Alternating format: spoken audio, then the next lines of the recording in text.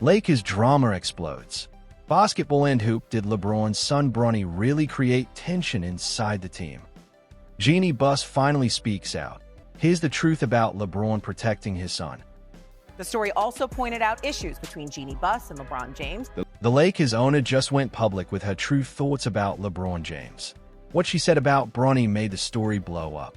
Suddenly, the father-son experiment in Los Angeles doesn't seem so heartwarming anymore.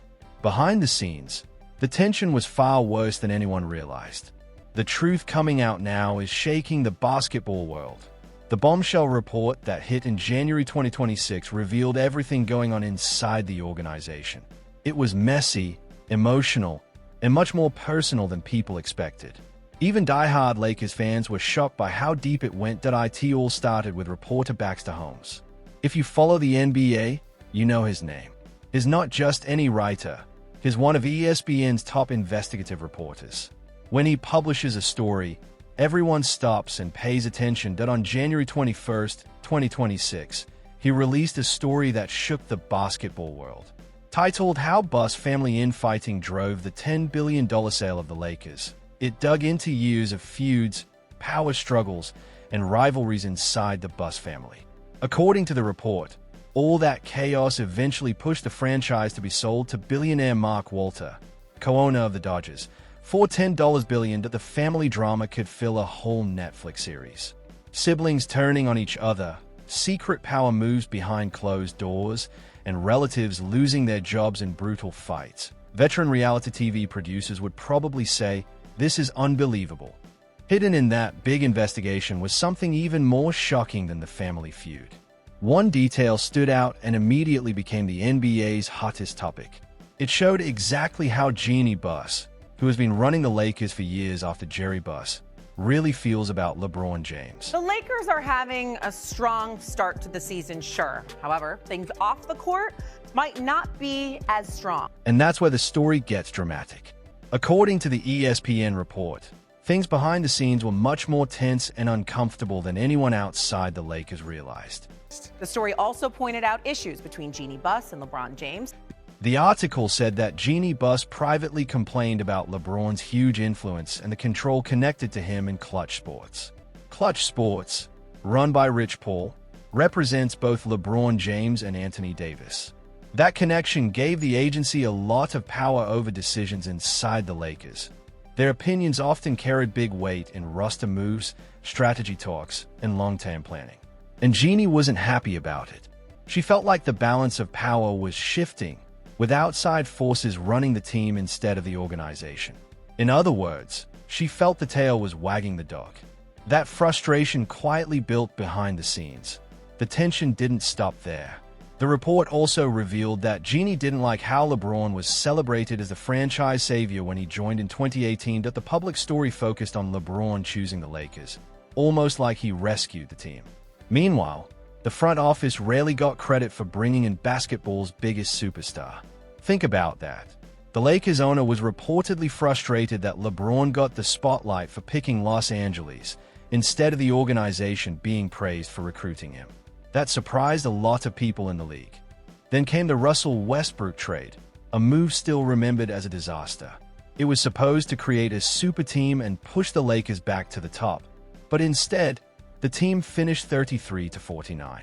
Locker room energy dropped, fingers were pointed, and pressure exploded. According to the report, tensions inside the Lakers got even worse after that trade. The move didn't just affect the roster, it strained relationships behind the scenes. Jeanie Buss reportedly even considered not extending LeBron's contract. In some discussions, trading him was mentioned.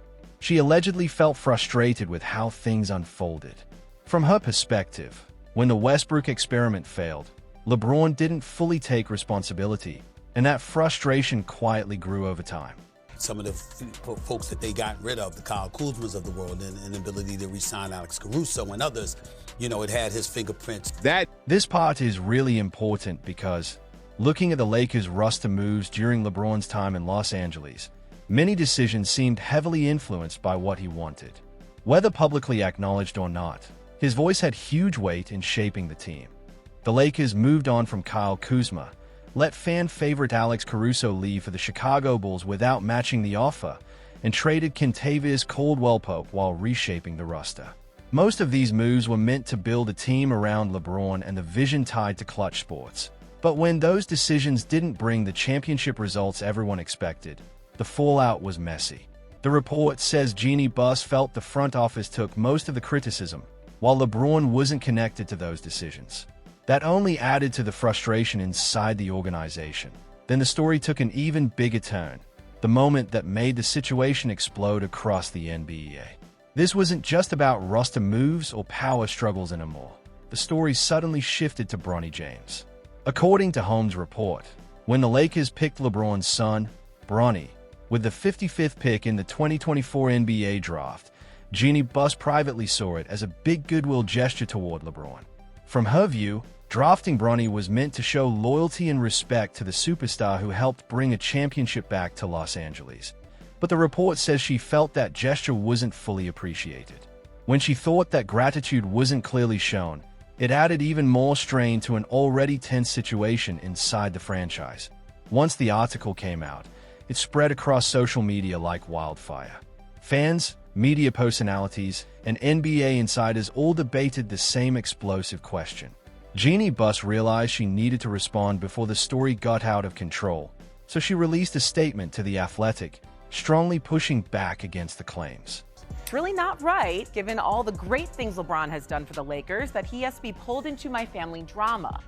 Jeannie Buss made it clear that she had always appreciated LeBron's contributions to the Lakers and said the idea that she wasn't grateful simply wasn't true.